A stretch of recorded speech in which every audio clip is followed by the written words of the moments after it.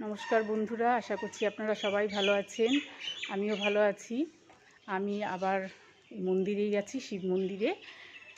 তো আজকে আপনাদেরকে একটা জিনিস দেখাচ্ছি। এর আগে আমি রুদ্রাক্ষ গাছ দেখিয়েছি, ফলও ধরেছে, সেটা দেখিয়েছি।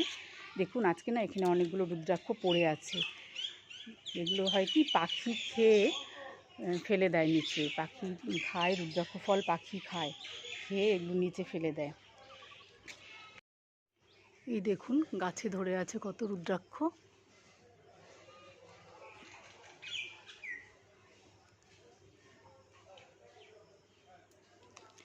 আর এই যে দেখুন পাখি খেয়ে এখানে ফেলেছে কত। এই দেখুন গাছে ধরে আছে কত রুদ্রাক্ষ।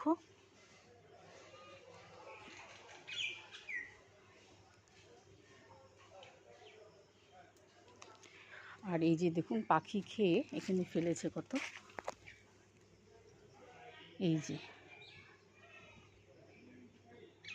এগুলো নিয়ে ভিজিয়ে উপরের এই মাংসর অংশটা তুলে ফেললে ফলটা, ভেতরের বীজটাই কিন্তু রুদ্রাক্ষ। এই দেখুন এখানে একটা শুকনো পড়ে আছে।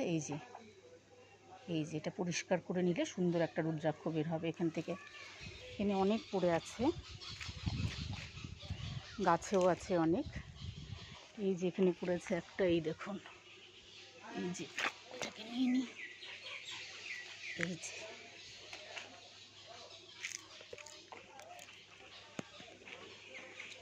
এগুলো সব আমি কুড়িয়ে নেব, নিয়ে যাব। এগুলো নিয়ে বাড়িতে গিয়ে পরিষ্কার করে নেব। যেমন সুন্দর হাওয়া এই গাছের জন্য, খুব ভালো লাগে এখানে আসলে।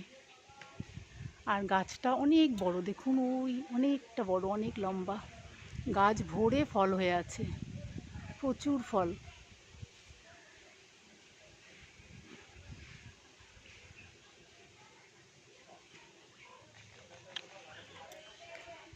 দেখুন পাতাগুলোকে দেখাচ্ছি।